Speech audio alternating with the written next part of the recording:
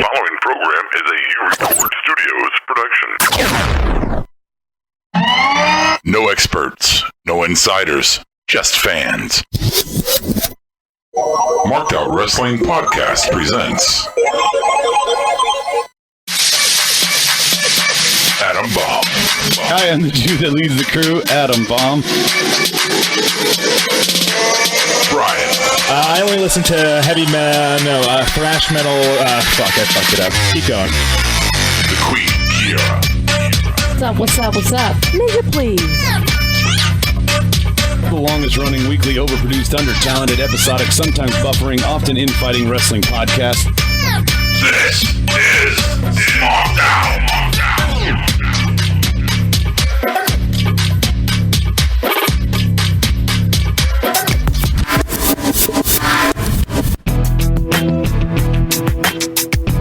And here we go, everybody. It is the Jew that leads the crew, Adam Baum, here with you. I was prepared, just absolutely prepared to 100% think we were going to get a terrible SmackDown and we would just be shitting on it the whole night. The camera's not working. Well, anyway, we'll figure that out. It's probably the curse of the Jew. Definitely. Joining me tonight on my panel, awesome panel that it is. That is our intro for the Queen, Kiara. Welcome. It is I. Hello. I am so happy to have you tonight. Yay. And then I've got the other two joining me tonight.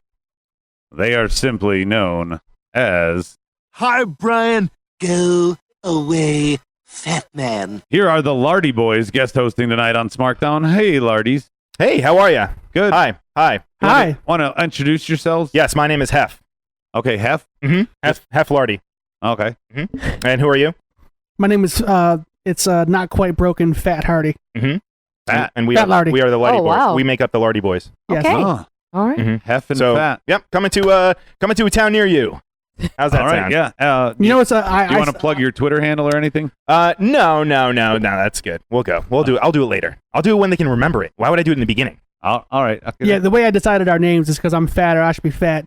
And Jeff seems to be like the prettier one, so I let Brian have that one, so he's Well, yeah. he's Hef. That kayfabe lasted 20 seconds. I feel like I'm more enigmatic. You like that word? Enigmatic. That's a nice choice word. Hey, if you like shit like this, Is this iTunes? and let's just go ahead and get the housekeeping out of the way. Housekeeping. Come back later, please.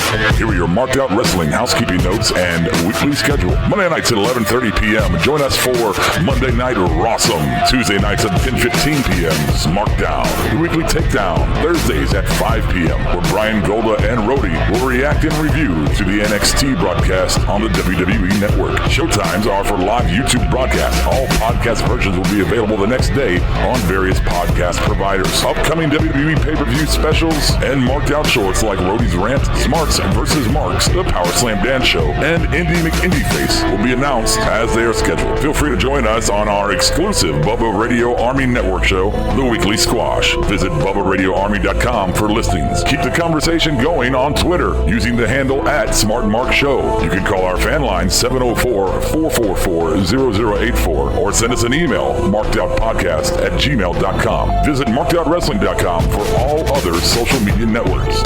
Get connected. Go away. Oh my God! Said no. Okay, I clean? No, get out of here. I stick finger in your mouth? Housekeeping? Okay. Okay.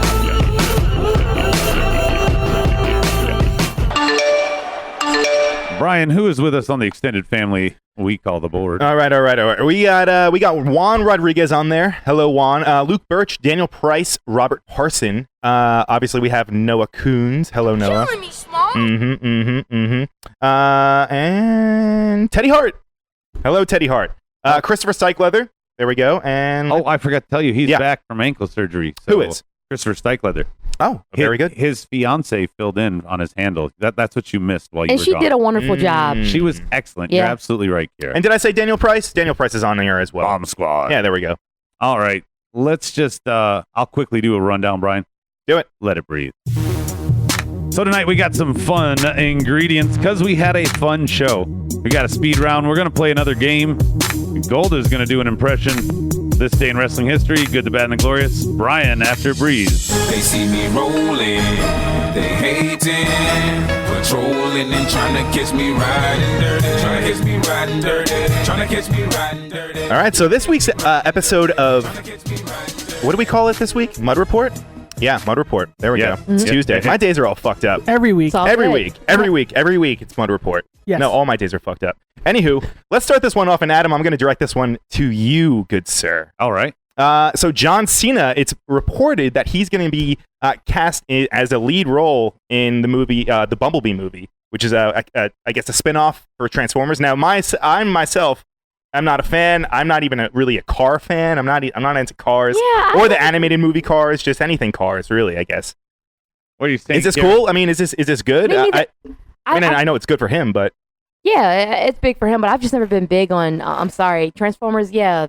I know Michael Bay makes all the films, but I've just never been huge on them, so I guess good for Cena. I think this is a cop-out because they said that this last film that's about to come out is the final in the franchise, but now they're going to do all these Well, spin-offs. this one takes place in 1987, so I guess they're going to, exactly what you said. This takes place before the kid finds the car in the first movie. Sure. Like, That's it. Yeah, I guess the so. original owner is John Cena, probably before Shia LaBeouf or some shit.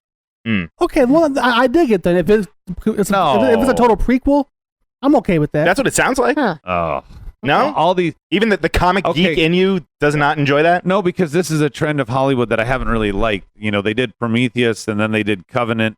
You know, they're starting over. It was done really, really, really well when they did it for Star Trek. And J.J. Abrams did a great job of rebooting that franchise by, the whole time travel shit, and we're going to start anew. And then the X-Men, they did it again, and it was kind of cool. But then now everybody's done it, and it's become an overused plot device in films that's why I don't give a shit. Well, what about the Gavin Stone movie? Have you seen that? No. Why not? Because it's the Resurrection implying part 2, and I didn't see part 1. Ah, good answer. Let's see. I'm witty like that. Yeah, and I couldn't watch Gavin Stone because the lead on there was the guy from Agents of S.H.I.E.L.D. that was always a dickhead. Personally to you? Ward. Yes. Yeah, Ward, the Ward. character. Yeah, the board is actually they're crush it. They do not like the Transform. No, not at all. Yeah. I think I've maybe seen 1.5 of them. Not even. The I know first Megan two were Fox good. is in one. The first two were good, Yeah. but when they wrote her off and put some random British bitch on there, I didn't like it. And then one with Marky Mark last year their last time was horrible. This one I don't even know what to expect. I don't want to cut you off, Golda, but I just want to throw out there, this is a wrestling show. I know I could geek out all fucking day with it. Rob to the rescue. There's no, but you're waving to nothing, bro. Oh no, nothing. no. In any event, what else you got?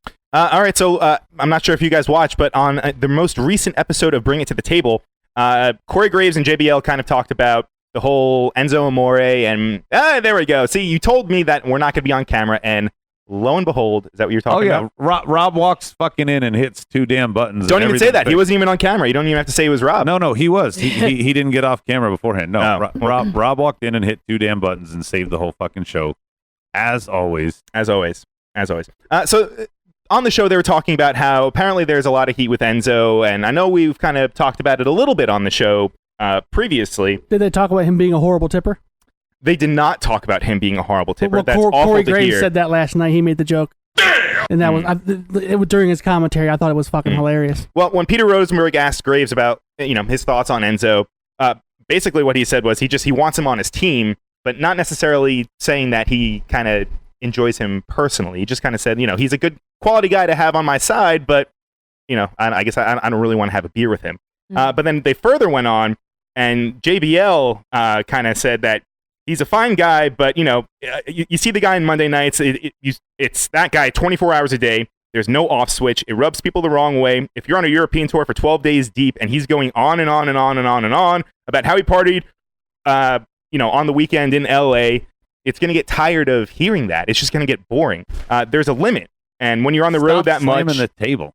Stop slamming the door. Oh. Yeah. Unofficial sponsor, right? Hey, You're loving it. We're loving it. Real quick, because this is better than what you're saying. Robert Parsons says, Go fuck "Yay, yourself." I can see the Queen."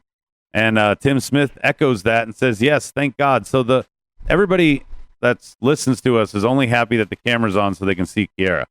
As I ever so gently pour out my bag of fries. That's okay. Later, Burke. So what do you guys think? I mean, I know there's rumor that Enzo's going to he has a lot of he's not really well liked. You guys, especially with the thing with Roman Reigns, where Roman threw him off his bus and then was treating him horribly backstage because apparently Roman's the king of the locker room now, supposedly, which is fucking horseshit. I mean, Enzo's on his way out. As soon as the tag team broke up, the clock is ticking on Enzo. Well, they actually did. They addressed it. Go on. No. I'm saying, you think so? Like, you think this is it for Enzo? Like, there's no hope. I mean, it's just he can't change something. Don't you feel like it's a countdown? I mean, I do feel like squashing him week after week after week. I feel like his character is slowly like deteriorating, but I'm hoping they have something up their sleeves to change his whole gimmick around. And they pointed out the obvious fact that everyone's been saying that they should put Enzo on 205 Live, and they even said that it kind of seemed like a demotion. But then they pointed out how Neville is using that almost as as a platform for himself, and he's now one of the best heels in WWE. Yeah, but that show is destined to be scrapped any day now. But why would you put Enzo on a show? I'm like, with 205 Live, those are pretty much cruiserweights to high. Like, there's a lot of I'm not saying they're all high flyers, but I don't put Enzo in that category. I know I'm even beating him down more, but So Tim Smith agrees with you, Brian. He echoes you. He says Enzo's not well liked by the big dog, but Daniel Price points out Enzo's not going anywhere anytime soon. He's a gym rat buddy of Triple H, like Sheamus. That's true. Yeah, Sheamus. Right. I mean, and he sells a lot of merch. Yeah, let's not forget that. Yeah, his T-shirt sales are definitely over. They need to do something with his character though if they want that to continue. Right. And Noah just says Enzo shouldn't wrestle. Period. Damn. What else you got, Brian? And then last night after Raw, on WWE The Fallout, the Hardys did a little interview. Now, if you guys haven't caught this, I suggest going back and watching this because this is the most that we've seen, and obviously we've seen little mannerisms of the Broken and. I know you haven't been here in a while, but you remember that this is the Smarkdown. Sure, but SmackDown. Hey, we do all the news, bro. Okay. Yeah. We do all the news. Oh wow. Kiara's okay. If you got Kiara on your side, that's all I need. Golda doesn't care because he's got a Frosty. He's just shoving his face. That's right. Sorry, go ahead, Brian. So the most interesting thing that he says is instead of saying broken, he says woken. But instead, he's just said he's really kind of using all of the same kind of like that weird accent that's not Southern but almost kind of Southern. Sounds like a weird carny. Could be, maybe. Sounds like my ancestor. So this could be this could be because. We're seeing that there's a little holdup between the whole Broken, the whole use of the gimmick and whether or not they can use it in WWE. This might be kind of like the bridge between it until they kind of figure it out. So maybe we'll see Woken Matt Hardy, and this will be kind of a new spinoff from the old gimmick. I don't know. Could be. Yeah. I don't know. I'd like to see. If they did it on an interview, I mean, it's not like it's completely out of the realm. I agree with you, Brian, but the way the guy moves, Broken is just so fitting. Right. Yeah. I mean, that's low. No, if you've watched him, like the guy is on his last leg. He's always had problems with his hips, though. I mean, he looks like Foley, toward the end. Don't say that. No, he's not. No. Yeah, the board loves it. Woken Matt Hardy. Yeah, fucking love it, man. And finally, I'm going to close it out this week. It's WWE issued that the following release that they had a partnership with Foxtel in Australia, and now this means that Australia is going to get a lot more WWE programming. Which we've seen what happened when Jinder Mahal and WWE and India had that big agreement. What did we see? That was humongous. Jinder Mahal, all of a sudden, he gets the WWE Championship, right, brother? So it's a little obvious. Okay. Telegraph. No, so who are we going to any Australians? Who do we think? Finn Balor, isn't he Australian? No. Fuck out of here. Buddy Murphy. Buddy Murphy. Next WWE. Okay, go on. Your girls? Peyton Emma, and Peyton. Yep. Emma, I'm sorry. She ain't getting shit. Billy Kay. I got a dark horse for you. All right. Stevie. Emma, coming in. Emma, hot from the corner. She said, you said Emma, or you just said Emma. I did. Yeah. I think Nathan Jones, they're going to bring him back. Nathan Jones. All right. I love Nathan Jones. Real quick, we got a caller. Bring it. Hey, go ahead, caller. Hello? Are you there, sir? Is it muted? Speak up. Is it muted? Hello? It's supposed to be Jonathan Durant, but apparently we can't hear him. Jonathan Duran? Yeah, he is on the board now. So is John Estrada, another Bomb Squad member in the house, so that's always good. It could be Tony Storm. Could be Tony Storm. Oh, you wish it was Tony Fucking Storm. A, I do. That booty, though. God damn it. That's ridiculous. Sorry. No, wrestling acumen. Sorry, Jonathan Duran. And that's cool too. And that booty. Yeah. Are you done? Yes, I'm done. Move forward, sir. Move forward. All right, here we go.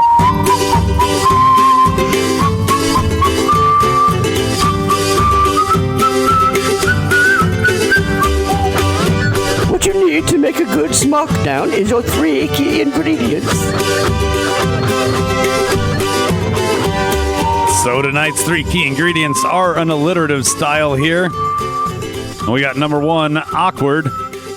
Number 2, awesome. And number 3, awardable. Let's kick it off. I lost my mouse thing. Very good. I know, right? Fuck. Number 1. Number 1, awkward. So the top guy thumbnail title match between AJ and KO, which I've lost track if this is part 9, 10, fuck, I don't know. But they're going to have another one because of this, another awkward finish, very reminiscent of the Battleground finish. Oh, no, not again. Yeah, it didn't work for me. And the whole thing is just to set up a different mud report that Shane and KO are getting ready to do a feud because Shane is inserted by Daniel Bryan as the referee, seemingly set up to lose the match and start feuding with Shane. Is this too telegraphed, Brian? I mean, it kind of seems that way. Okay. However, I hope that what they're doing right now is, it can't be that telegraphed. And usually when things like that happen, they'll usually kind of figure it out and flip the switch a little bit because they didn't want to be too obvious. Birdo's here. I haven't seen Birdo in a while. Alberto Del Rio? No. Our board's Birdo. Oh, hey. Hey, Birdo. No, that'd be El Patron, remember? Oh, yeah. Yeah.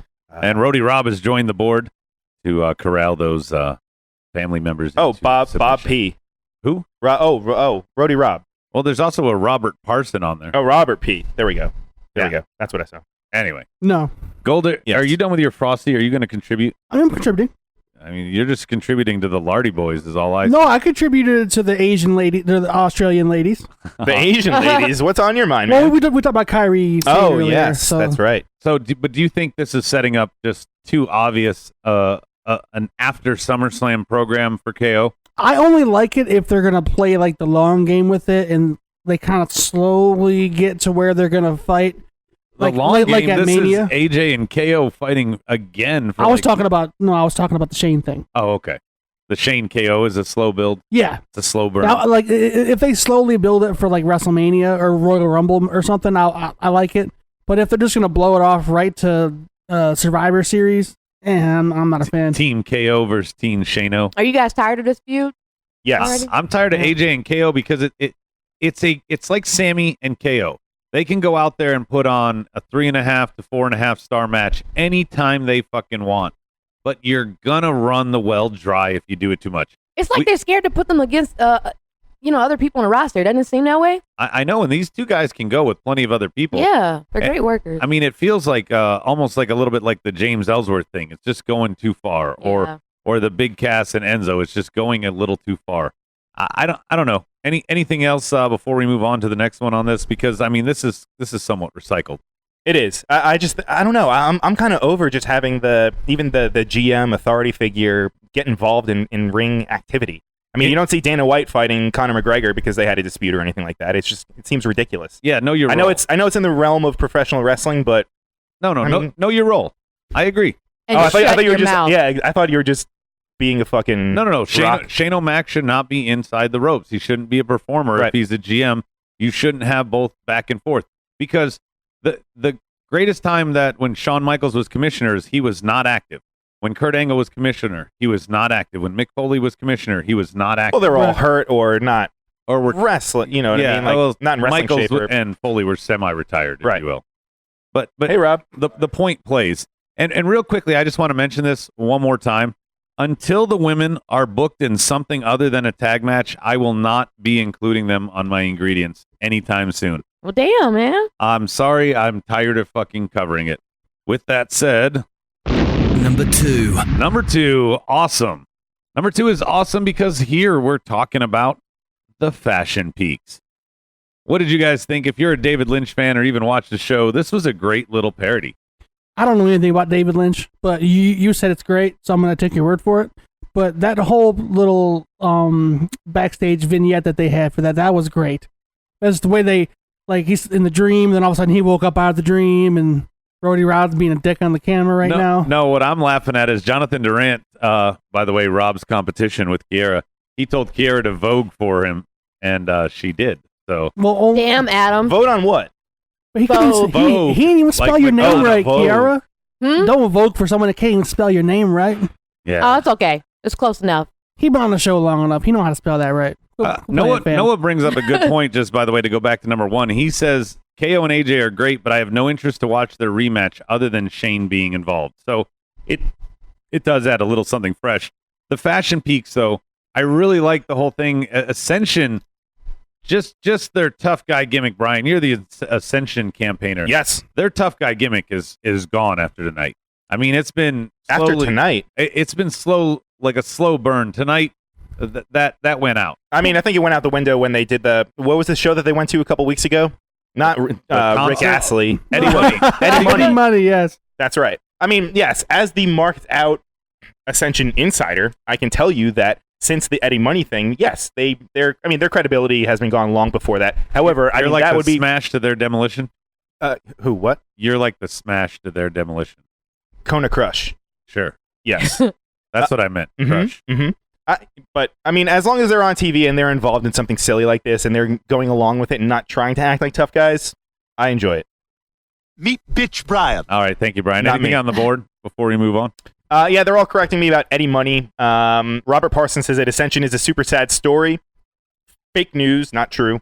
And that's about it. That's all I see right now. So, it's just more JD spelling Kiera's name wrong. Yeah, Robert Parsons says he has a fear that the fashion files will not live up to the eventual reveal.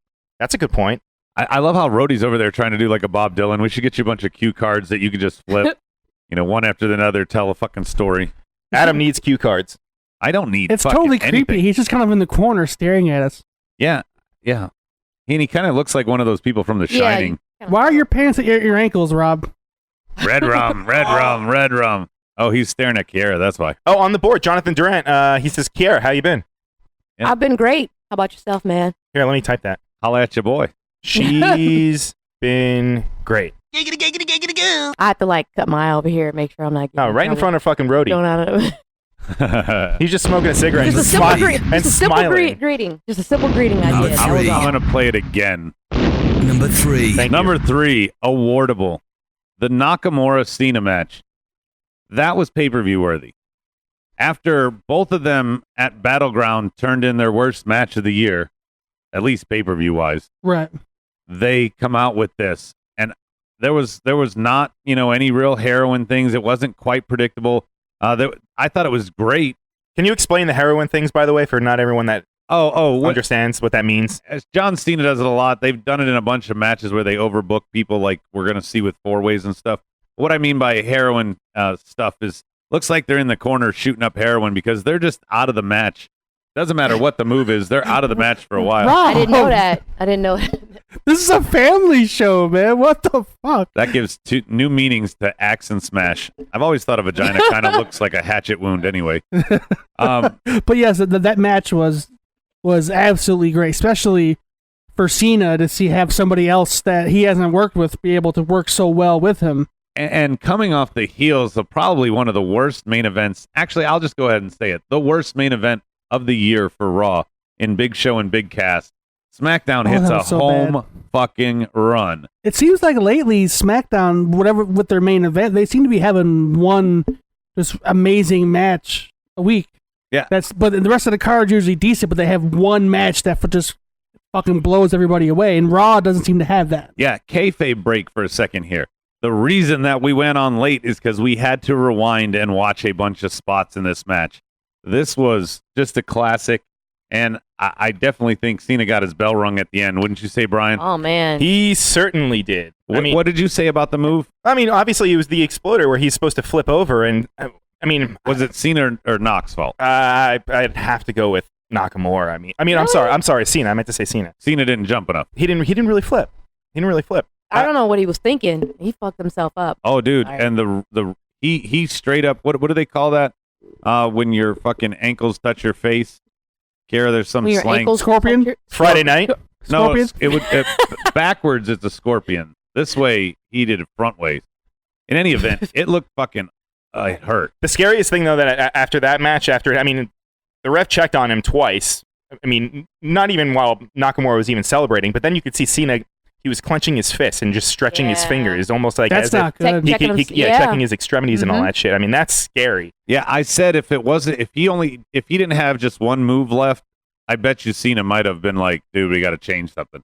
Right, Golda? Yeah, because everybody knew that was the finish with the exploder to the Kinshasa. I mean, they're not going to have fucking Nakamura lose his first match in WWE on the main roster on fucking SmackDown. They're going to save that. That's a pay-per-view loss. Well, as we're all enjoying this match, Daniel Price is shitting on it.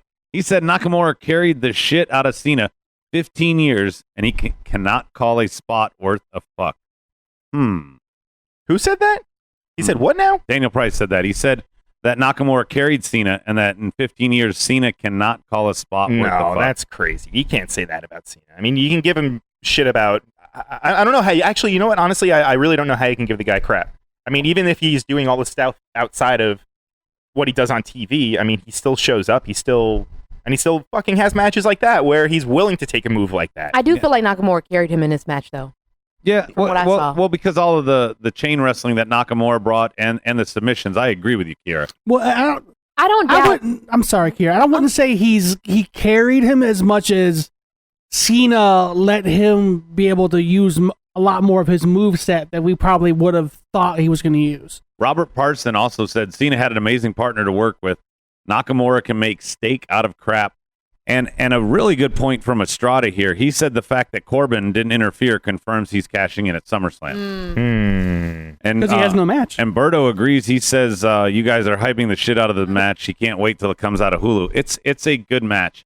Again, though, maybe Daniel Price and maybe Robert Parson are onto something. They both came off dog shit matches at Battleground. Just absolute dog shit. So maybe our bar went down so fucking far that it was able to come back up. Maybe, Brian? I hope so. I don't know. SummerSlam is going to be a good card. I'm excited. It's going to be a long card, but that's for another day or another segment. Yeah. JD, yes, me and Rob are very excited about Walking Dead returning, but we've already geeked out enough. Is this a newfound love for Cena, Brian? No. I've never heard you praise him like this before. I'm just saying. I mean, appreciate that. Yeah, exactly. I mean, he's been here for how long? You really can't at this point. How can you shit on him? I mean, you could say whatever you want about politics and maybe holding guys back and banning fucking Gabe Tuft, or not his name. Who's the guy tagged with Kurt Hawkins with the dreads ponytail kind of thing? Tyler Rex. Yeah, with the whole heat about him and doing the burning hammer and telling him not to do that anymore because it looked like the AA. Well, disregard all that. The guy still. I mean, he shows up and he's. Here's what I want to say about it. Mm-hmm. Everybody loves the great Ric Flair, and granted, he in the ring is great. Outside of the ring, the guy was a womanizer and boozer and left and didn't really set an example for what a main eventer should be. Make a fucking wish. That's all you have to say. Well, not just that, but Cena also was always, in his full-time days, was the first guy there and the last to leave. Everybody that reports the story said he always wanted to learn. He was a top guy for the company and carried it in a post-Austin era, which I dare say was harder than trying to carry it in a post-Hogan era. But that's just because of Monday Night Wars, in my opinion. Anybody on the board saying anything, Brian? I mean, Oh, sorry, Kiara, you go. I'm just saying, the guy's paid his dues. I'm not taking that away from him. I know he's been in the business for some time now. It's just, I kind of view him now as another Roman Reigns. And you know what? There are some differences. Yes, Cena, he worked his way up to get to, he had a longer time to get to where he is now compared to Roman, but I just think his moveset in the ring is just limited, and it's not the enthusiasm there for me. I'm sorry. There's just lack thereof. Robert Parson is throwing shots fired. I like Robert Parson, just FYI. I'm reading these because I like them. He says, don't mention Hulk Hogan. He makes Cena seem like a candy striper. Yes, Hulk Hogan is the standard. We all know that. I'm not disagreeing with that. I'm just saying that Cena took the company... Yes, when there was no competition. Yes, until the roster started getting better, he started looking better. I agree with everything that they're saying on the board, especially even Berto, who's coming back with shots fired. So, I mean, and Daniel Price says Stephanie admitted in a tweet that they exploit charity for PR. It's obvious. Yeah. Oh, sure. And you know what? Everybody does that. He won me over when he put over Kevin Owens when he first came up to the main roster. And don't forget, he put over Kevin Federline. Yeah, but where he's soured with everybody is the long streak of undefeated that Umaga came with when he got repackaged, and he ended that, and Umaga was just all of a sudden out of the picture. The one push they gave to R-Truth, Capital Punishment, was the worst pay-per-view ever. Brutal. And that was because the main event was R-Truth versus John Cena, and Truth's only push. This guy was the first TNA champ, and he just never got over here. He got over, I think, almost more as K-Quick in terms of being pushed. With the road dog. Yeah, I don't know. He just had a bigger upside than whatever it is. But it is what it is. Mm-hmm. Oh, I will say on the board, Jonathan Durant said Golda Dust is a legend, and then Noah said Golda is greater than Goldberg. Just in case you guys want to know. Just putting yourself over. That's all. Yeah, Okay, good. Hey, no, they put me over. I'm just making sure y'all are aware. All right. I'm the shit. We're aware, brother. Kiara likes power, JD. Oh, good. Very accurate, Adam. I know. Wow. You think I don't know you. You think we're not like tight, we're not bros, whatever, but you think I know me. Yeah. Fucking play that Ed shit and we'll get sued. I watched The Leftovers today. Oh, did you? I heard about that show. Pretty cool. I heard it was pretty good. Pretty cool. I watched Unbreakable Kimmy Schmidt, just the pilot, but it was good. Let's move on. Yeah. Ole, arriba, epa, arriba, ándale. Outside of WrestleMania's speed round here, will this be the most overbooked SummerSlam ever? By that I mean, having four-way upon four-way upon four-way. You guys are really worried about this, huh? It just seems like for the belts, they're doing four-ways, and for the undercards, they're doing thrown-together feuds like Rusev and Randy, which weeks out, we're supposed to care about this. It's supposed to be like the WrestleMania of the summer. It's two leftover guys that they're throwing into a feud. I mean, I'm not excited about it. It'll be a good match, but I'm not really excited to the build-up. Are you excited about the pay-per-view? Do you think it's overbooked with all these star powers? I mean, it's SummerSlam. It's one of their bigger shows of the year. Yeah. I mean, it's one of the big four, if you want to call it. What I mean is when triple threats and four-ways were done to warrant them, we all like them. Wait. Now they're thrown together with one-on-one rivalries that they're combining. For instance, Braun and Roman. Mm-hmm. And then Joe and Brock. What do? You got two good feuds building outside of the belt, and let's throw them all together because that's the way a four-way is built. No. You can't just do a swerve at the end here and do number one contenders and make this all happen. It doesn't. It just seems thrown together. I remember the days when there were legit triple threats that were built around three guys. Think about the TLCs. There was a reason those feuds worked with three people. It mandated three teams. It mandates three people when you do a triple threat right. This does not mandate a four-way. I don't feel that creative has set it up to where the only way to resolve this is a four-way. And that goes for any of the matches that have multi-people in it on this card. I mean, I'm okay with the Raw four-way just because it lets them take the belt off of Lesnar without him taking a loss because I don't want to see him as champion anymore. That's not a reason, though. I mean, but that's what they're going to do. A character save for Brock. Give me a break. What do you got, Kiara?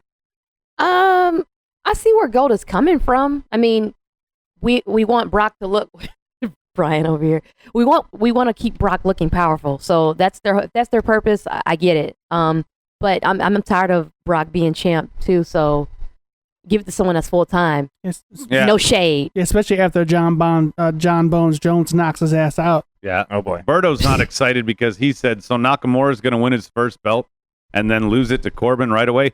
The writing on the wall would suggest that that's what's going to happen.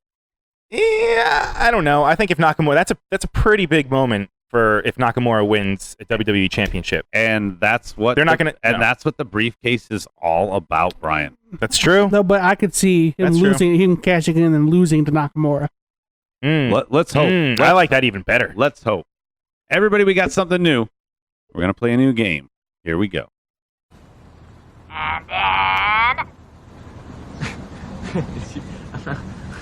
And then you can put it in a brown paper bag and come put it in my hand because I'm ready to eat. And then... I refuse to play your Chinese food mind games. And then... No, and then! And then... No, and then! And then... No, and then! And then... No, and then! And then... No, and then! And then... No, and then. Really start to piss me off, lady. And then, I'm gonna come in there, and I'm gonna put my foot in your ass if you say "and then" again!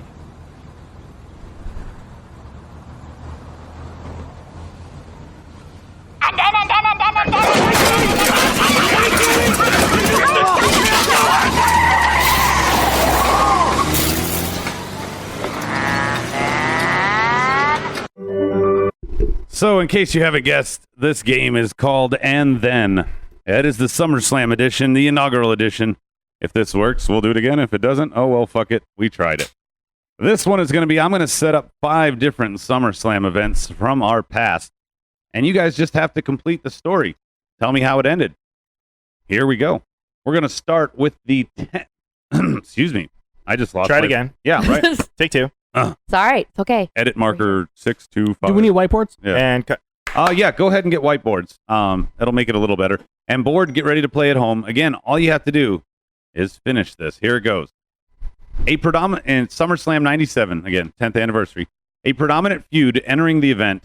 WWF Intercontinental Champion Owen Hart and Stone Cold Steve Austin were feuding on July 6th on the Canadian Stampede pay-per-view. Hart managed to pin Austin in a 5-on-5 match. The day after, Austin attacked Hart while he was singing the Canadian national anthem. The next week, Austin teamed up with Dude Love to win the vacant tag titles over Hart and British Bulldog, as you remember, the new Hart Foundation. On the July 21st episode of Raw is War, Hart's team managed to defeat Austin's team at a 3-on-3 flag match. To end the feud at SummerSlam, an IC title match was booked. And then, so all you got to do is finish that. So to end this feud, I'll just surmise here at the end. To end the feud between Owen Hart and Stone Cold Steve Austin, an IC title match was booked for SummerSlam. And then, what happened?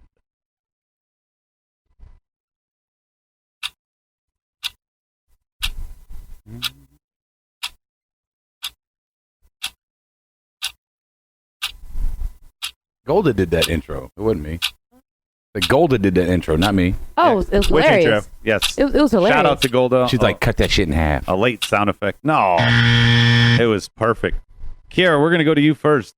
And then what? I took a shit. Okay, that's what. You know what? Fuck Sloppy it. pussy. Actually, you know what? Get that bitch a coin. Thank you. You get a coin. We all chuckled. Golda. And then? Owen Hart broke Austin's neck in a pile driver. That is correct. Rob, what did you have? Owen died. No. Well, actually. Well, he's right. Yeah. Yeah. Well, rest in peace. Brian, what do you got? I had the correct answer. Owen broke Austin's neck via pile driver. Yes, that is correct. Let's. Who's on the board got it right? A lot of them, actually. Berto got it. Let's see. Jonathan Duran. Okay. Jonathan Duran, he was incorrect. He said, and then Paige and JD ate popcorn while watching Spanish novellas. Wow, that wasn't dirty. Spanish novellas. I love Spanish Totally class. Totally classful. I like it. Classful, is that a word? So Owen Hart delivered a botched pile driver that temporarily paralyzed Austin and left him with many years of neck issues. Neck issues? Neck issues. Good job, Robert Parson, Tim Smith. Yes, forcing him to retire at age 38 in 2003. The accident was the source of backstage conflict between the two men, but Austin ultimately forgave Hart and paid tribute to him the night after Hart fell to his death at Over the Edge. What a name. Ninja, please. If only they knew. Yeah, how ironic. SummerSlam 2000. SummerSlam 2000. Here's our next one. After being sent to OVW, Big Show was removed from his feud with Taker, slated to culminate at SummerSlam 2000. Kane would replace Show in another chapter of the Brothers of Destruction feuding with one another. The match never actually got started, although Taker is credited with the victory. After just 6 minutes, why the fuck am I tongue-tied? After just 6 minutes for this co-main event. And then, after just 6 minutes for this co-main event. And then? You tell me. What year? 10 years ago? 10 years ago. This is 2000. Oh, 2000. Okay. You said it was a SummerSlam? Yes, Noah all of wasn't these are born yet. SummerSlam. Noah was not born. And then? Yeah, Berto, I've definitely said worse. Noah's right there. This coin's for you, Noah, and this one's for you, Berto. All right, we're gonna go to Rob first. And then Kiara took a shit. No, it was only funny when she said it. Oh, Brian. Was it chronic? Fuck. Golda. I'd say the match stopped because Kane thought about screwing Katie Vick's corpse. Kiara, save us. Get one right. All For right. the board. It's on you, I go. have then Hogan hit the leg drop. Eventually. Hogan did it. Yeah. All right. On the board, Tim Smith says, and then Taker got injured. That's not right. What it was is Taker removed Kane's mask, and Kane covered his face with his hand and his hair and ran away. And it never ended, never started. So that was it. That's the. They didn't even do that a was, count that was out. the big answer. Wait, but who that's what- you said it was a tag match? No. Oh, it was a match against each other? It was just a match against. Oh, fuck. I That's thought it was Yeah. you said Brothers of Destruction, so I Yeah, just kind of... Yeah, he was very I confusing. said the Brothers of Destruction Yeah. feuding with one another. Yeah. How is that not clear? Why couldn't you just say Kane versus Undertaker? Yeah. You gotta be a dick. I mean, it's Adam. Come on. He has to stay in character. Next. Adam's a dick. And SummerSlam then an asshole. 2002. And then- The seventh match on the card was an unsanctioned street fight between Shawn Michaels and Triple H. This was Shawn Michaels' first wrestling match since WrestleMania 16. Michaels came out fast, using a punch kick offense to start, followed by Triple H executing a series of backbreakers on Michaels. Michaels hits Triple H with a ladder, Michaels executes a splash, and then a diving elbow. The match came to an end when Michaels went for the sweet chin music, which Triple H countered into a pedigree attempt, but Michaels countered into a jackknife and roll up for the win. And then? Again, didn't Michaels say- countered with a jackknife roll up for the win. And then? What happened?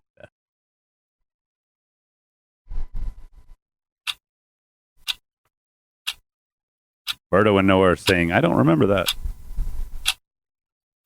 But Christopher Stykeleather got it right. He said Taker ripped Kane's mask off and Kane left. That is exactly what happened. Yeah, he got it right. Good job.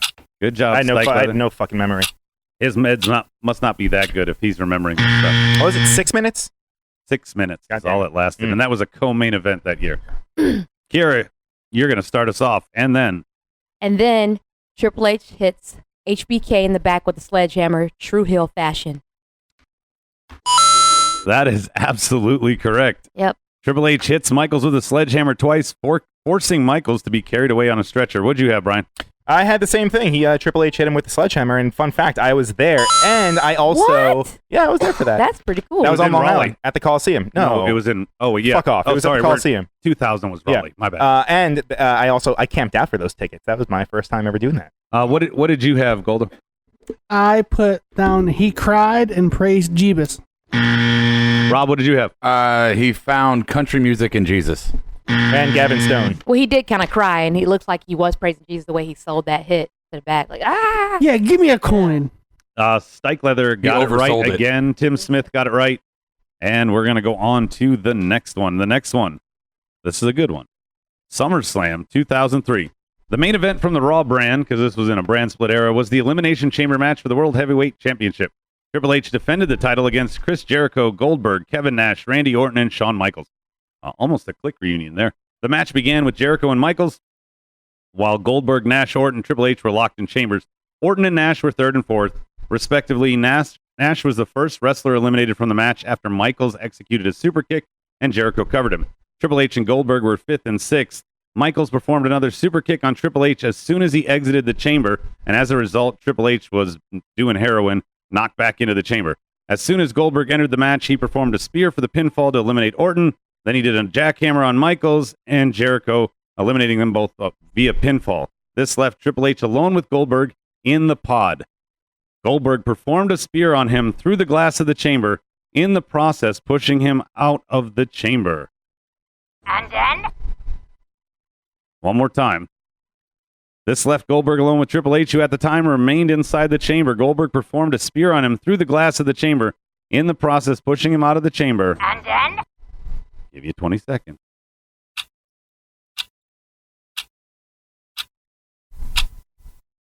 Berto asks, who is the most boring, Malenko, Lance Storm, Blackman, or Dan Severn? Malenko. No. I would say Dan Severn. Yeah, Dan Severn. I don't know. Lance Storm technically is amazing, but he bores me as a character. No way. I love me some old ECW Lance Storm matches. When he had that little rat tail. Man, yeah. And Jonathan Durant wants to point out that Shawn Michaels is starring in the upcoming Emmy-nominated Pure Country, Pure Heart with Willie Nelson.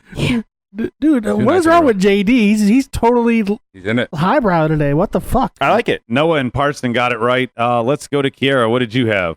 I put Goldberg hit the sledgehammer, and he took the win. There's a jackhammer, but you're close. What do you got?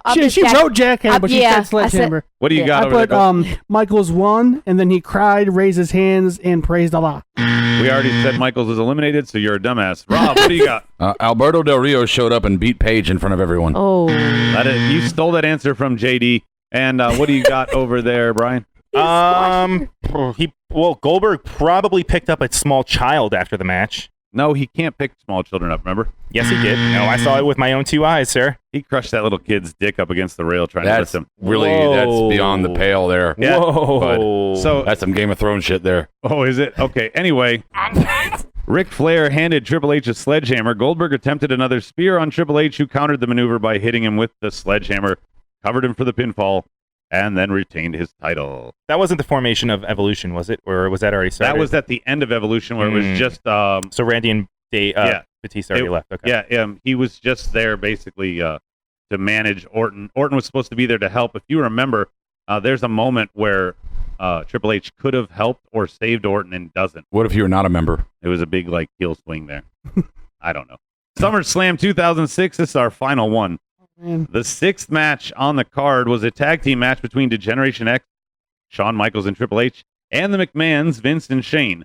Before the beginning of the match, the Spirit Squad interfered on the behalf of the McMahons, but they were tossed out by DX until Finlay, Regal, Mr. Kennedy, and the Big Show came out.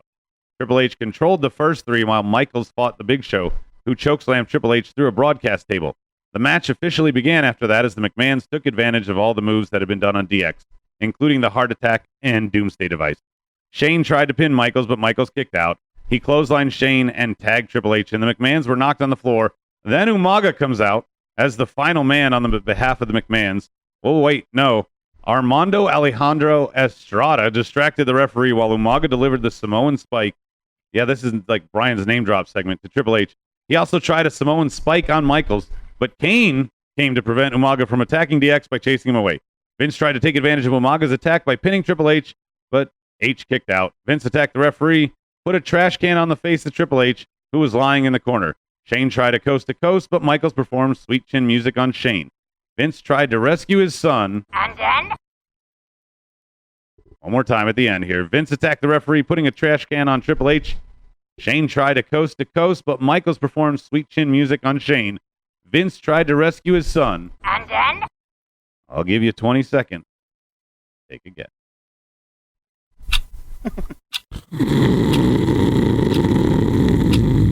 Oh. Are you snorting or snoring? Snoring. That was a snort. Hey, this is an attempted gimmick. If it doesn't work, go fuck yourself. I like it. Yeah, it's good. We want to shorten it. Can you read it one more time? No. Brian, you get to go first for being a dick. No, I was legitimately asking you, can you read, because I actually don't know the answer. You're fired. Brody. His dementia kicked in and he forgot who his son was. Oh, wait, no, I meant but that sounded better. That's why I gave you the coin. Thank you. Golda. He got pedigreed? He done got pedigreed.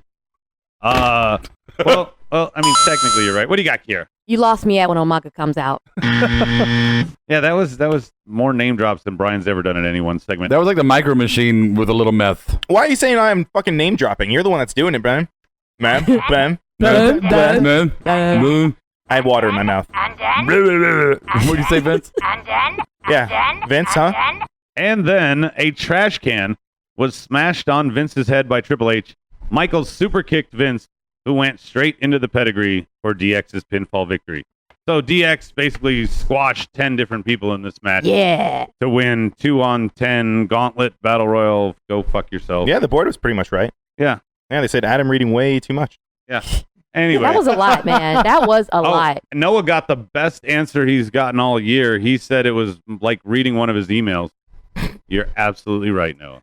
What it says, Triple H and HBK won, and then the shitty segment ended. Anyway. I liked it. I actually enjoyed it. I thought it was a fun segment. All right, here we go.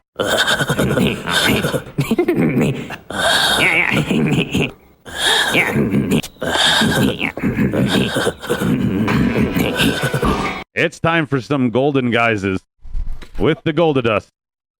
Take it away, buddy. Golden guys. Go away, fat man. I wanted to find some music so you could play before I did this, could do it. but I totally didn't have enough time. Yeah, but you got to get the Lardy Boys theme music going. That's right. Shut up, old man. You want to be a cool cat? You want to keep up from making me arm? You ain't trying to be no sucker. Come get some of these nuts. If you don't want, I'm gonna punch you in your head, leave my niches on your brain. These nuts worth almost as much as these gold chains, sucker. I pity the fool who doesn't want to buy these wonderful brand stachios. All right, so we have to play at home. We have to guess what the fuck Golda is doing and who the fuck he is doing it as. Brian, you want to take a gather? Well, he was Mr. T selling pistachios. Yeah. Oh, wow. Yes. Yeah, that's what I had. Is there a specific brand?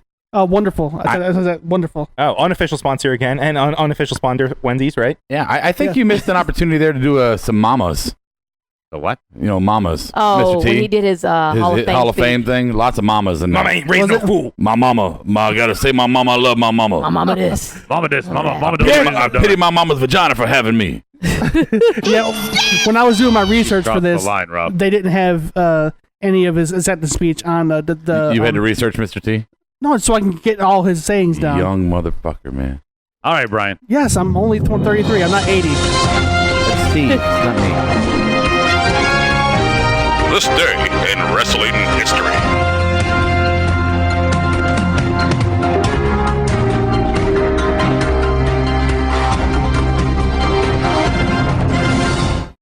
All right, so on this day in wrestling history, I know this is, I guess, my moment to, I don't want to necessarily bring you guys down, but it's got to be said.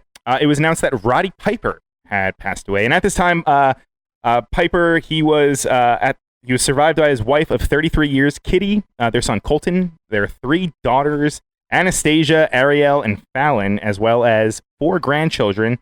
I guess just a quick run over his accomplishments. Although, I mean, everybody knows if you're listening here, you probably know who Roddy Piper is. Yeah, he fell out of bubblegum. Who? He fell out of bubblegum, and he's also the Maniac on It's Always Sunny in Philadelphia. What a great appearance! Mm-hmm. WWF Intercontinental Champion, WWE World Tag Team Champion, WWE Hall of Famer inductee 2005. Bunch of NWA stuff. I mean, tag belts, heavyweight, Northwest tag. There's a lot. There's a lot there, Rob. Yeah. But, so rest in power, Mr. Roddy Piper. That wasn't what? That was one of those that really stung when Piper died. Yeah, you know? He passed away in his sleep. Well, I mean, I don't mean like it physically stung him. I'm just saying as far as a fan, you hear about guys dying all the time. You're like, it's unfortunate. It's sad. But when Piper died, it was like, wow, that's a gut punch. Yeah, it's like when Prince died. Cancer survivor, and then it was rough. Well, you know what was eerie? He said that he would die at the age of 69. I think he said he was like, I'm not gonna live long. He was like, I'm gonna die at like age 60. He wasn't 69. I can't remember his quote, but it was like the age. I think he was like 56. The age that he died is the age that he said that he would die. Yeah, definitely 169. That would be a little awkward. That's his favorite song, maybe Summer 69. Yeah, that's the way to put a spin on it. Piper, this one goes out to you. That is uncalled for. Wow. Come on, man. Wow. Show some respect, jackass. What is wrong with you? So dumb shit I thought of this week, especially after the main event. A concussion can see Cena. And this has been another edition of Dumb Shit Adam Baum thought of. Hey, and actually going back. Smarkdown presents. Oh, wait. Good. They've heard this. You can go ahead. So, if it was in his sleep, is it technically this day in wrestling? Well, I mean, it was announced on this day. he technically died July 31st. Yes. Was it a leap year? No, that wouldn't matter. Separate issue. Just curious. Yeah, that's February. July 32nd. Hey, can I say something real quick? You Yeah. can say whatever Always. the fuck you want. Okay. I don't like my position I'm in over here. I'm short, and You know, Brian's really tall. I was thinking and the my same thing. chair does not raise up at all. I was thinking the same thing. And I'm black. I'm You're- short black, and no one can see me. Hey, so because you're black, your chair won't PD Pablo. We should get her on a riser. Get a what? Get her on a riser. Oh, come on. A That riser. was a good one So for the much white space. Jew to mention a rap. Who am no, I? yeah, man, that was pretty PD good. Pop, You got that shitty chair that Adam brought over She here. can come up like you can have like Oh. a gangrel type. I knew you would entrance. find a way to Hell blame me, Rhodey. yeah. Yeah, that chair's a piece of shit. It's got no cushion. It falls all the way back to the floor, and it doesn't raise. He's an angry elf. What the fuck? He's an angry elf. That's you. Why does he look at me like he wants to rape 'Cause me? it's- when he does that? Oh, and Marked Out Universe, according to Stone Age Steve Awesome, we are accepting donations of chairs. Yes. We are accepting Help us with that. chair donations. We need more Help. subscribers because Rhodey is going through a fucking table as the only member so far who has gone through. Steve is already set up. We want to combine the fucking events. I'll just throw it out there right now. Rhodey's going in at 250. We can put both Rhodey and Steve through a table at the exact same event if we can get our shit together and get a few more subscribers. YouTube's not going to pay us any money anyway, so the only real thing we're looking forward to is throwing these two assholes through a table. Well, Stevie, you're not so much of an asshole, but Steve's not. an asshole. Rhodey, you're definitely getting 3D. I'm trying to figure out why this ninja got so loud. Oh, because Rhodey That's just so set me random. off. Oh, I set you off. Yeah. Roman Reigns, the guy with the wettest hair. Damn you. Damn you for that. Yeah, that'll bring you back down. Anyway, good. Good one. Good. Golda, you're good. Fashion Peaks, baby. Fashion That Peak. shit was great. All right, board, don't forget to play at home. I'll make Brian read it. Rob, are you playing? What's your good? Yeah, the Fashion Peak. That was interesting. Yeah, piggyback stamper over there. Yeah. Rhodey Rob. What? Kiara, what do you got? I say the Fashion Peak. Wow. Fucking original radio. I'm glad I don't have the Fashion Peak. I've got Mike Chioda for selling the eye and taking the bump because he basically took this horrible fucking situation and he made it all about himself. I was going to say that. Were you? Yeah, I was. Piggybacker. I was. Brian, you and the board. You know what? Mine is gonna go. I'm gonna switch it up because I was gonna give mine to the Fashion Files, but I will say that Carmella's T-shirt with what is it, free Ellsworth or free James Ellsworth or whatever the hell it says on it tonight. I enjoyed that. I thought that was not great. It was not bad. I thought it was good. All right, and those are my 2 cents. I'll give you a coin. What about the board? They are not caught up. Good for Tim Smith. Main event with a clean finish. That's a good point. Yeah, because I really thought Corbin was going to come out, and I'm always quoting people wrong, but I think Golda kept pointing out that Jinder was gone from the booth. He Because they wasn't in his they only showed Sing 1 and Sing 2. Yeah, with their And neck brace. JD wants to know that. Don't say it. Don't Oh, say go what. on. No, Go on. it's good. It's actually it's very highbrow. He said he wants to know that if he buys us a chair, if he can autograph it. Oh, okay. Yeah, absolutely. You can sign whatever the fuck you want on it. I thought you were going to read his other if you keep reading. Oh, yeah, his good. No, he said his good is Oh, Chipotle. no, I'm not gonna read that. He wrote, Oh, good. No, Yes. he wrote as good as Chipotle on the board. Chipotle is good. Yeah, Chipotle, send us some fucking money. There you go. Yeah, help Rob out. He does a lot of work with this gear. Fork. Yep. Yeah, and we only give him time. Oh, look, he's bringing Kiara a chair. He is. He's bringing it for himself. Well, Yeah. Never mind. He's not trying to get laid. Well, the chair he was sitting in is the worst chair to sit in out here. So No, yeah, I'm not. I don't blame him for just wanting to switch. My bad is going to be Rusev and Orton. Throwing this feud together late minute because you have nothing else for these guys to do at SummerSlam. This could be a legit feud. This could be something that you build. Instead, it's going to be a situation where both these guys just came off losses and another one is going to have another loss. Where does the loser's character go from here? I think that's just bad. Golda.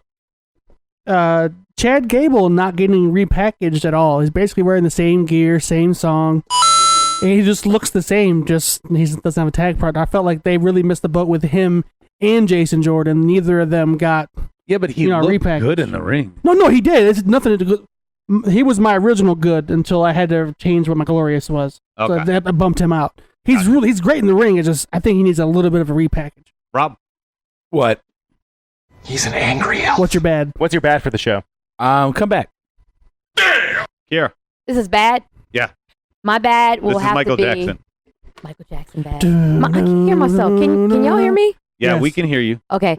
My Can you hear bad me would in the have to back? be Natalia's double buns. I just fucking hate them.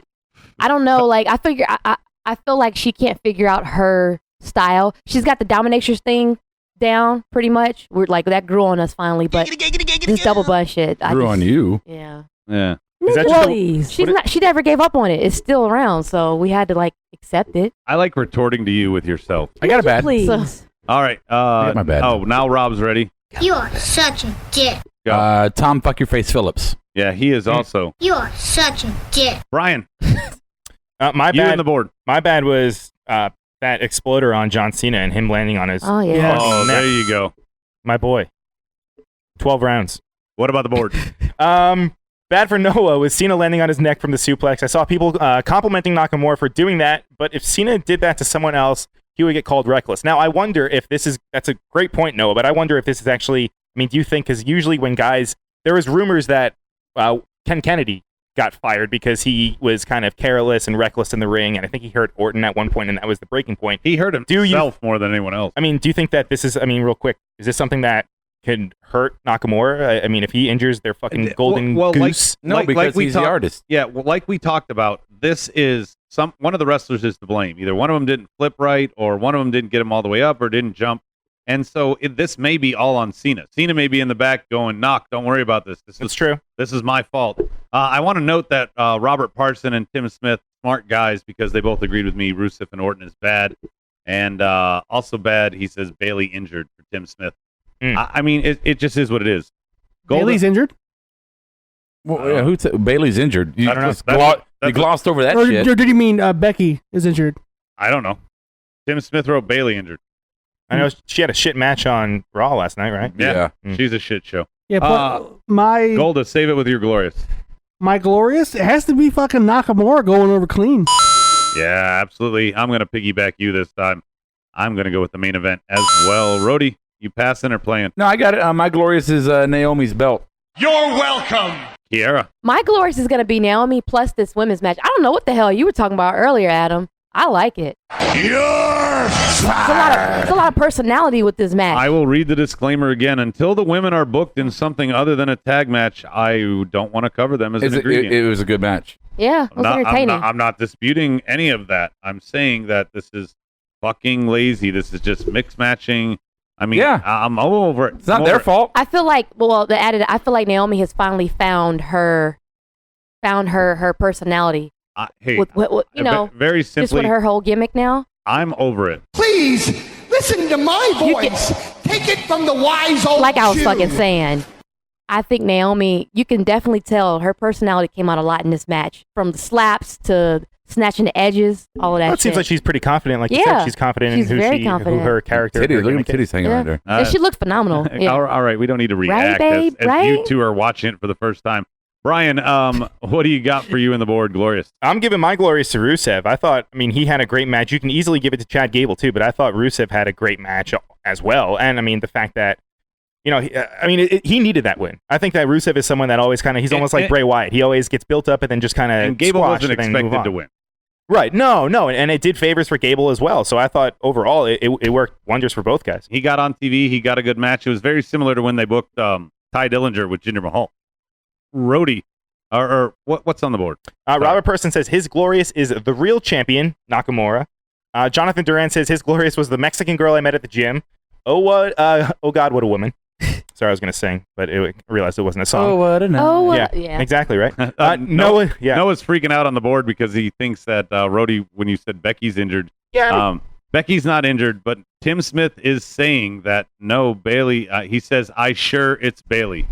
So if it's Bailey, Noah doesn't care is what he retorted with. No, and Noah's glorious. Cena and Nakamura's awesome match. Anyone that says Cena's a terrible wrestler can, in caps lock, suck it. Well, and don't forget, last year at SummerSlam, we all kind of had a mark with an ED, marked past tense out moment when we saw Cena and AJ's match at SummerSlam. I mean, that was, in my opinion, still the match of the night from last year. We're gonna see it was followed by Brock and fucking Orton in 2 minutes. Becky versus Cyborg at SummerSlam. Oh. From like Teen Titans? Yeah.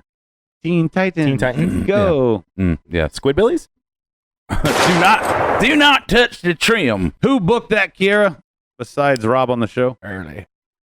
I'm going to say pass. That's the best answer you've given Sorry. all night. Rob, what do you got? Who booked that? Yep. I don't know. Oh, I thought you were going to say something. I preemptively buzzed you. No. You got nothing. Golda? For me, it has to be them hastily putting together this Rusev-Orton little thing for SummerSlam. All right. Before Brian and the board, I'll go with me. My who booked that is going to be vice versa. We're going to go to Bizarro World this year because I'm going to give it to a good who booked that. And Brian, you said it for glorious. Rusev and Gable. That was a quality booking because it did wonders for Rusev. It showed he could get over with another guy. It did wonders for Gable because he put on a good match on TV. And that's the way you do it. And then Orton came out at the end. There was no screw job. It was a clean finish like it should be. And it set up the feud after with Orton coming out and saying, you never beat me. I was in favor of it. I don't know if Road Dogg heard everybody and put up a good show this week because of that, but something was done right tonight. Can you pull that mic up so that like it's in front of your mouth? How's this? Oh my God! How clear is that? Oh, you guys! It's not like you were talking out of your ass for the whole show. I was treating it like the other mics. Yeah, well, it's not the other mics. Well, it sounded like you said I had something in your mouth. Yeah. Okay, guys, who booked this? They don't want none. Here's what I say to all you. Oh, there it is. Yeah, that's what you're doing to our show. He's a button abuser. Brian, board, and you. My who booked that, and I know, I don't know, I guess I have a problem with it, but I don't also. The first and last match having commercials. Now, I know normally they do this. However, on tonight's episode, the first match was KO against Styles, and the last match, Nakamura against Cena. Oh, I got one. Yeah, I called it the top guy thumbnail match. Yeah, go on. Who booked that gender's tie? What in the fuck was that? That was ugly. Bad tie. Oh my God. I'll give you a coin. As soon as I saw it, I was like, oh man, that tie's fucking ugly. Who booked that for the board, Brian? Sorry. Sorry. Let's see. Who booked that for Tim Smith? What the hell? Another freaking tag match with the women. That's a good point. Noah says, match. Who booked that? Orton versus Rusev. If Rusev loses, he should just ask for a resignation.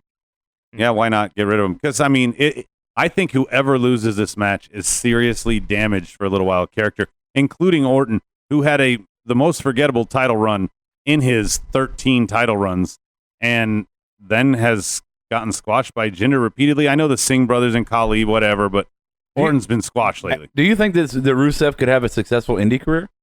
No. No. I don't see him as... No. I mean, maybe go to GFW. No. I mean, I think he could have a year or two where he can make top money just drawing off that WWE name, but long term, no. Robert Parson brought up a good point. He says, "What if Rusev wins, beats Orton clean, maybe makes him tap instant face? Fuck you, you stole it. I mean, if he beats Orton clean, do you think that's a good enough face turn? I mean, he doesn't have Lana at his side anymore. It's not even about a face turn. It's about what are you doing with some of these people on the roster. Like, this is like, hey, we're going into SummerSlam. Oh, fuck, we don't have anything for Orton and Rusev. Rusev just came back from injury, and Orton, we don't know what to do after. We got to get everybody on the card. Yeah. Everyone. Oh, yeah. It doesn't say face turn. It says O face. Like, oh my God. Face. Yeah. Oh. Gonna show my O face. Have you never seen Office Space? Of course. As we always do. Damn you, blasphemy. We are going to go to Kiara first for who got the rub. Kiara, who got the rub? Please don't. Myself. You got the rub? Yes. Not recently. Hey, not Hey. not that you know of. She's been rubbing plenty. Hey, Wait, that was 2 Saturdays ago, wasn't it? Hey. What? When you ditched Golda and disappeared, he thinks you went to go smash. Hey ho. No, he's spoiled. No, don't let him fool y'all. We were drunk off our ass, both me and Kiara. Probably we did. Yeah, probably. Rob, you got the rub there. Do you want to give another one? Who got the rub? I'm gonna go with no. Make a good lucha thing. Golda. Chad Gable. I mean, he didn't get a title shot or something, but he had on his second straight really, really good showing against top athlete in WWE because he had Styles first. Yep. And then this match with Rusev. I mean, it's got to be good for the mid card for him. I'm sorry. Who got the rub? Was going to be that piece of wood that the Ascension was rubbing with the fucking honey. Yes. My rub, I gave it to because I thought all of you would pick Gable. I went with Shane because Daniel Bryan announcing him as the ref and setting up the feud for KO is kind of a rub to me. Brian, you and the board. Same thing. I'm going to piggyback on Golda. Chad Gable. I mean, how can you not say it?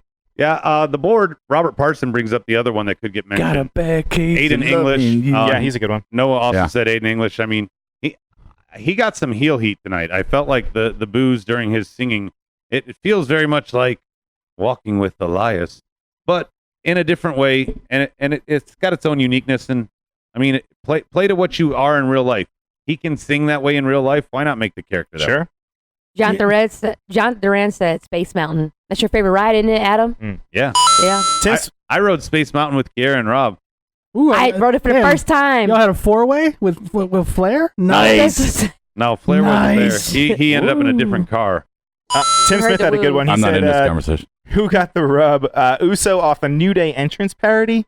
Yeah, I don't know. Ooh. I mean, I wasn't necessarily a fan. I don't know. I mean, there was some good moments of it. I don't know overall. I don't know. They conquered and they bragged.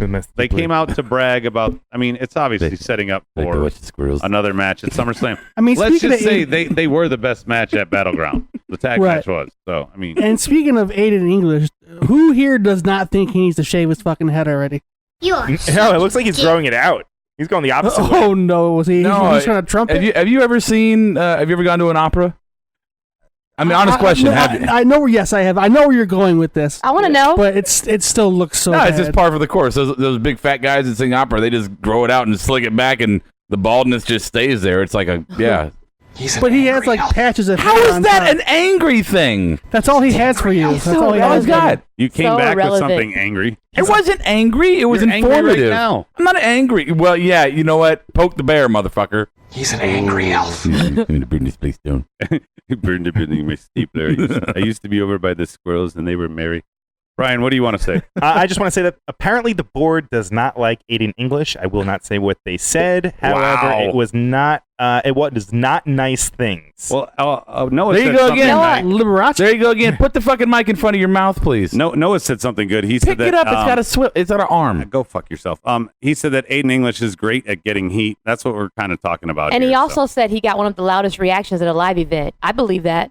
Hey, this would be cool. And Robert Parson, he brought up another good point. He said Aiden English becomes the Liberace of wrestling. And I want to I don't know if you guys remember, he had a brief stint in TNA when he left WWE. What the fuck is his nuts? That Dan Sandow. Sandow, thank you. Yeah. He was kind of doing a gimmick like that where he came out in a yeah. feathery kind of jacket and all that. And then he left like right after. Yeah, right. I could see him kind of maybe doing something like Marked out universe. Right. Marked That'd with be an ED, not IN. Yeah, there we go. ED. Educationally dysfunctioned. If you don't get that, it's fucking past tense. Yeah. I thought it was erectile dysfunction. And God damn it, I'm going to go ahead and say it. We're fucking so much better that they can go fuck themselves. Okay, we're doing offhanded comments. Oh, sorry. Yeah, I don't care. It's all good in the hood. Oh! Anyway, finally is line of the night. Line of the night. I'm going to kick it off with something the Usos said. I don't know which one, Uso 1 or Uso 2, but they said bing, pow, boom, and then he just goes, comic book. And I fucking... Comic books. Yeah, it had me laughing. Kiara, you got a line of the night? I do not. LeBron Crawford, no line for you. Golda. It had to be when Tyler Breeze was rocking back and forth. He kept saying, no more metaphors. No more metaphors. No more metaphors. I liked it. Rob. Just when the Ascension and Fandango were doing the the Fire Marshal Bill laughs. Yeah, that was my line of the night.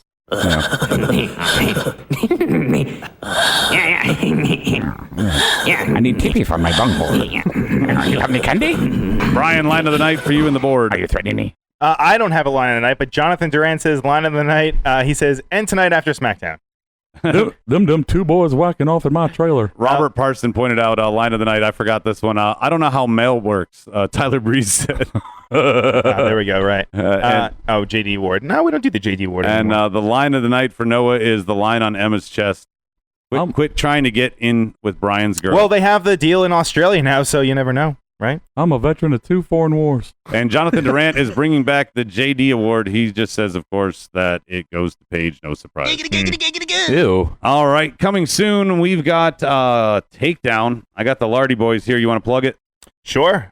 We have another show we will be on at 5:06 p.m. this Thursday with Mr. Golda and Mr. Rody Rob in the house. Brian has a scheduled bathroom break. Brian and Golda are going to share like each arm. They're going to chew on it while the show is going on. Yes, and you're going to see Aleister Black versus what may be a debuting this or that. We don't know. I do. We know. Yeah. Watch it. Listen to us. I think most people know it. Yeah, they all know. I mean, I feel like everyone. I feel like I'm the only asshole that doesn't read. No, it. I don't. I don't know. I don't know. No, I absolutely refuse to read spoilers. I refuse to. Yeah, Rob just happened to be there, so that's. Yeah, I went to the show. Yeah, that one was huge. It was like all over my entire Facebook. Like, there's no way I could have got around that one. Kiara, you know who else knows? J. Cole. Yes. Yeah, he does. He knows. Anyway. Great rapper, too. Yeah, call in, Jonathan. Yeah, so Sunday we have the weekly squash exclusive to the Bubba Radio Army. Definitely check that out as an exclusive content. We record it, so it's a little behind, but it covers the entire week, and it features all of us, and we have a lot of fun doing it. Rody, what's coming up on Monday? Monday night for Monday Night Rawsome, we're going to recap Monday Night Raw, which is a WWE promotion. We're going to get quite marked out over it. Better than this week. Yeah. So last week was boring. This week's probably going to be boring again. No, I don't know. Don't shit on it. No, we're going to have a show, and we're going to come up with what we're going to do that day, so I don't know. You know, I know why that WWE had a horrible show last night. It's because Vince knew I wasn't going to be on the show. Yeah. Last night, he was like, you know what? We're going to have a shit show because Golda's not going to be there. I want to say... That's what it was, man. I want to say congratulations to Noah for being our first ever prize winner. We're actually going to send him prizes for winning the trivia, Medine's Christmas in July trivia. So he gets a prize package coming his way as soon as he gives us his address. Yes, yes. We didn't really announce we're doing it, but I think we're doing it again after SummerSlam.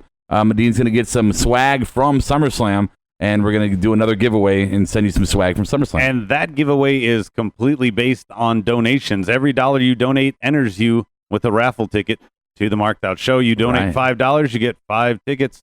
And 5 chances to win our prize pack, so definitely check that out. Yes, That's going to be fun. Yes. Guys. We'll send you a picture of your ticket so you know what guys and gals. What? Something that Stevie, 2 words that Stevie doesn't understand. It's time for last call. Kiara, you love it when I go to you first. You ready for your last call, girl? I guess. All right. Take it away. All right. I just want to say that... that was a good introduction. Okay, on to you, Brian. All right. On to another one. What do you Who's got? ready? Let's do Golda, last call, buddy. I'm very excited to be a semi-permanent member of the Smarkdown family on the show because I feel like welcome. Tuesday's the better show lately. Yeah. Sorry, I got distracted. Rob was over here like he was bending walking out the backwards door, and shit. too. It was really Dude, confusing. Look, Rob's doing a Golda face. Do you mean He did the Tuesday? people's eyebrow. Do you mean SmackDown Sexy. or do you mean like Wrestling. Wrestling wise? He means wrestling wise. Yeah, I don't mean I don't mean show wise. He's not shitting on you. Well, I feel like they're 2 completely different types of shows, Rawsome and Smarkdown. Way to it's hard to judge the 2. Way to get some heat and then take it off you. Right? No, it's the truth. Like I feel like Rawsome is more like kind of like structured, and you guys are more kind of off the cuff and say what you feel, bro. Funner. We're fun. Yeah, that's what I just said. That's exactly what how I said. you describe but it. yeah, I'm excited to be on the show. We put the fun because in I get to Tuesday see night. AJ Styles and Kevin Owens and Nakamura almost every week. Absolutely. And I'm excited for SummerSlam because it's probably going to be a shit show, and I'm excited for that. Yeah, and even if it is a shit show, we'll make it great. Oh, and what else? You'll be at And I'm excited on August 12th. I get to see Pete Dunne. Defend his United Kingdom Championship against Jack Gallagher at the Progress show in Queens. That's next Saturday. So I'm excited for that. There's an Evolve show that night I'm excited for. And I'm excited. I'm gonna break my veganism for a day. I'm going to get some pizza. Do it. Sorry, guys. Okay. So last call probably for Rob was, I think, that face he made to Golda. I wish we could have got that on camera, but it was right behind the camera. Brian, your last call and the boards, and then I'll close it down. My last call is I've really been impressed with what SmackDown has been airing for the past little while now. I mean, looking at the rosters, I mean, I got to say, I mean, outside of Junior being the champion, which, I mean, whatever. That's a whole separate case. I think outside of that, I mean, both the rosters, I mean, they're pretty stacked. I mean, at the beginning of the roster split, I don't know, I was kind of hesitant, but I mean, now there's just so many guys, and we have so many guys in NXT that are coming in. I mean, their talent pool right now is fucking crazy. But they're not booking them properly. No. No matter what you say consistently. Not all of them. Tonight was a good SmackDown. Last week, not so much. I'm just saying. Last week felt more like Raw did last night. But the fact that, I mean, there's just, I don't know, it's refreshing seeing these new faces. I mean, even you could say what you want about the whole Jason Jordan thing, and I know this is more of a SmackDown thing, but it's just a good, it's something new. And I know you could say that about Jinder Mahal, but that's, I don't know, that's a little much. Jinder Mahal is going to fight Shinsuke Nakamura for the title at SummerSlam. Doesn't get more new than that. Yeah, I mean, there's no Cena, there's no Orton, there's no AJ, there's no, normal guys. We're not seeing the usual suspects there. I'm just saying that's a high. I mean, I know it's kind of an old argument, but I mean, I don't know. I think where Jason Jordan is right now and kind of elevating him with the whole Kurt Angle thing, I think that's a good spot. Whereas I think when they elevated Jinder, I mean, that's going from fucking, all the way down here to fucking the tippy top. Okay. Mm-hmm. Last call the for tippy Robert. top. The tippy top. Last call for Robert Parson. He says, "Love seeing y'all do your thing. Hail to the Queen." That's for you, Kiki. Yes. Last call for Noah. Been really digging the past two shows, guys. It's reminded me of the good old days back when I first started listening to the show. That's kind of a dig and a compliment, Noah. So you're lucky I'm too lazy to put you in timeout right now. I'm down. Tim Smith, last call. He says, "Hope SmackDown can make it 2 in a row next week." I do too, because I disagree with Brian about last week. So I'm hoping that. Last call for JD. He says, "Sup, Kiara." What's up, man? Get off my bitch, man. Yeah. Are these my glasses? Nope. And everybody's talking about a Michael Cole video. mine. Does anybody know what the hell they're talking about with a Michael Cole video? On JD's channel, he has a He's video got talking about Michael Cole. Oh, that's it? That's what that means. Okay, cool. Mm-hmm. My last call, Brian, I'm going to echo kind of a little bit what you're saying and shoot it down, because thank you. I just think that SummerSlam is set up for us to kind of just not be one of the big four. It feels more like a throwaway pay-per-view. It feels more like when I was putting, what you guys don't know, I was putting together the prediction sheet. How does it feel? I always put on the missing persons, people that are left out. And even with all these bookings, there are a ton of people left out. And I'm sorry, I love Finn Balor. I don't really care about him and Bray, because the feud is always built up with Bray, with somebody else fighting for him, and Bray just cutting promos and playing head games and then ultimately losing. I don't care about Rusev and Orton. There's not enough time to build it. Shinsuke and Jinder, I only care because this is Shinsuke's opportunity. They really don't have time to build that either.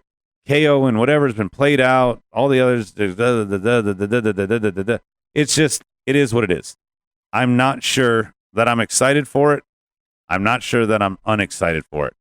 All I know for sure is that we're going to get a 4-hour, 5-hour show that, let's just hope and pray that it lives up to the hype. Anyway, tune in next time. Same Smark time, same Smark channel. I'll catch you on the flip side. Smarkdown Podcast is recorded, edited, distributed, and marketed at U-Record Studios in Charlotte, North Carolina. For more information on optimizing your podcast for increased listenership, check out U-Record on Facebook, Twitter, and email sales@urecordstudios.com or visit the website www.urecordstudios.com. Yes! Yes! Yes! Yes! Yes! Yes! Yes! Yes! Yes! Yes! Yes! Yes! You're listening to the Electronic Media Collective Podcast Network. Yeah, it's a mouthful. For more great shows, visit electronicmediacollective.com. Go away, fat man.